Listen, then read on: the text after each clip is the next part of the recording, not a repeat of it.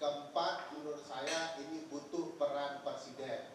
Presiden mengatakan kurang lebih begini, kalau dia ada yang tidak senang sama presiden, ya silakan tantang dia di 2029. Pernyataan ini bagi saya di titik tertentu mengkhawatirkan.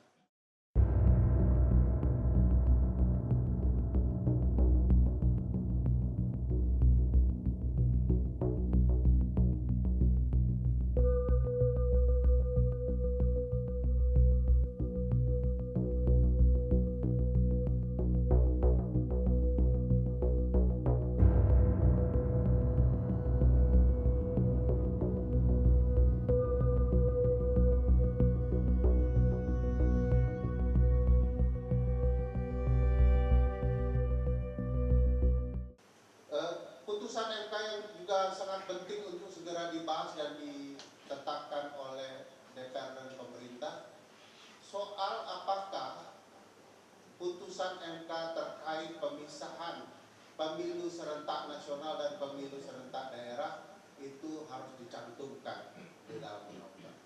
Pada dasarnya menurut hemat saya putusan MK itu sudah berlaku, mau tidak mau harus dipatuhi oleh siapapun, gitu ya. Tapi DPR dan pemerintah selalu bermain, ya. Putusan MK itu hendak ditafsirkan sedemikian rupa dan akhirnya yang muncul di dalam undang-undang adalah pengabaian terhadap putusan MK. Sehingga sebenarnya pembentuk undang-undang sudah harus memastikan di dalam undang-undang pemilu soal konsep yang ditentukan MK bahwa dari pemilu nasional serentak akan ada jarak dengan pemilu serentak daerah 2 atau 2,5 tahun. Nah kan ini perlu ditetapkan sesegera mungkin. Kalau tidak, nanti akan timbul kekacauan penyelenggaraan pemilu serentak nasional dan pemilu serentak daerah. Karena putusan ini membawa konsekuensi. Apa konsekuensinya? Apakah DPRD dan kepala daerah itu diperpanjang atau ada mekanisme yang lain? Kalau hemat saya dan teman-teman lain yang lain mengatakan bahwa ini harusnya diperpanjang saja untuk mempermudah proses. Apalagi orang yang ada di DPRD dan di kepala daerah saat ini adalah orang yang dipilih langsung oleh rakyat. Sementara pemerintah dan DPR sedang mengintai bahwa anggota DPRD dan kepala daerah kalau bisa ditentukan penjabatnya oleh pemerintah pusat agar mereka bisa dikendalikan oleh pemerintah pusat. Nah, ini problematika lagi. Jadi ada banyak tantangan yang harus diawasi oleh publik kalau pemerintah dan DPR bermain-main, yaitu bagian yang menurut saya disebut kecurangan pemilu juga. Mencoba merekayasa berbagai hal untuk kepentingan tertentu.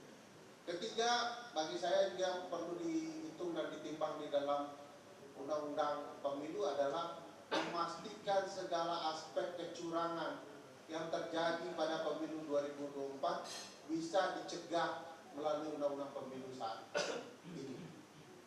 Supaya kita tahu apakah pengalaman kita 2024 itu memberikan kita pembelajaran penting dalam segala aspek, termasuk juga proses pemilihan penyelenggara pemilu sebagai hulunya dan hilirnya perselisihan hasil pemilu di Mahkamah Konstitusi. Itu apa pembelajarannya di dalam undang-undang pemilu? Bagaimana mencegahnya?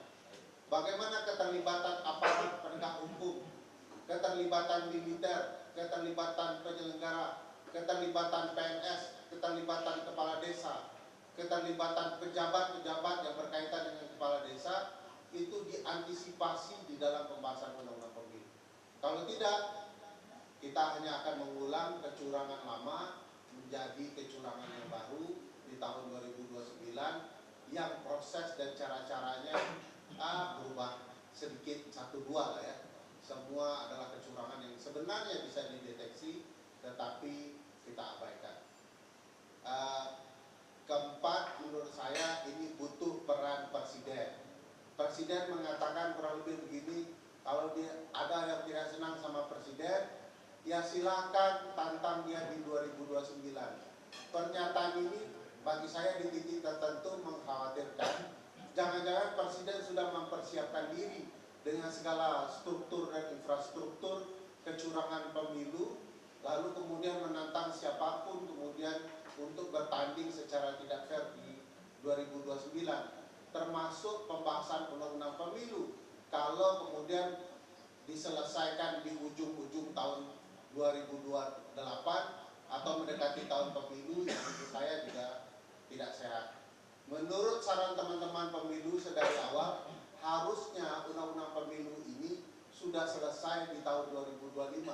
Nah, sekarang sudah 2026. Jadi ini sebenarnya sudah jadi alarm bagi kita. Jangan-jangan nanti selesai undang-undang pemilu ini, penyelenggara pemilu sudah dipilih, padahal cacat penyelenggara pemilu di dalam kecurangan pemilu 2024 yang lalu itu bertimbun-timbun ya, yang belum dibahas dan diselesaikan sampai saat ini. Misalnya soal independensi mereka, itu harusnya pembahasan undang-undang sudah menjamin soal independensi penyelenggara pemilu. Jangan kemudian representasi ormas, kelompok agama tertentu, organisasi mahasiswa tertentu, kelompok politik tertentu kembali berulang. Jadi wasit kepemiluan kita sudah jelas berpihak karena berbagai kepentingan. Ini harus diselesaikan. Bagaimana mungkin pertandingan akan berjalan menarik dan baik kalau wasitnya adalah bagian dari kecurangan itu sendiri.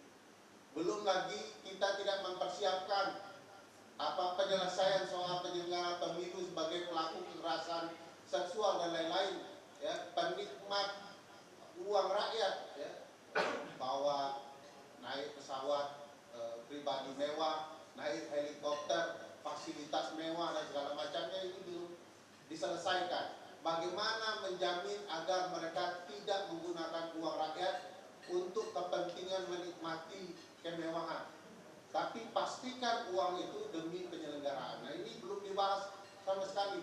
Jadi kalau penyelenggaranya sudah busuk, sudah yakin saya bahwa pemilu juga akan seterusnya juga busuk. Bagaimana mungkin kita bisa meyakini penyelenggaraan bisa baik kalau penyelenggaranya tidak baik? Dan kita juga belum menyelesaikan bagaimana konsekuensi kalau ada aparat desa atau aparat kementerian yang dilibatkan di dalam kecurangan pemilu. Bagaimana dengan polisi, militer dan lain-lain yang dilibatkan dalam kecurangan pemilu? Ini nasibnya seperti apa? Bagaimana undang-undang ini bisa menjaminnya? Oleh karena itu, menurut pendapat kami di Teknis Indonesia, kalau ini diulur-ulur pembahasannya, maka mengulur-ulur waktu pembahasan undang-undang pemilu adalah bagian dari kecurangan pemilu itu sendiri untuk merekayasa hasil di kemudian hari. Saya pikir itu sebelum curhatnya berkepanjangan. Sekian, terima kasih.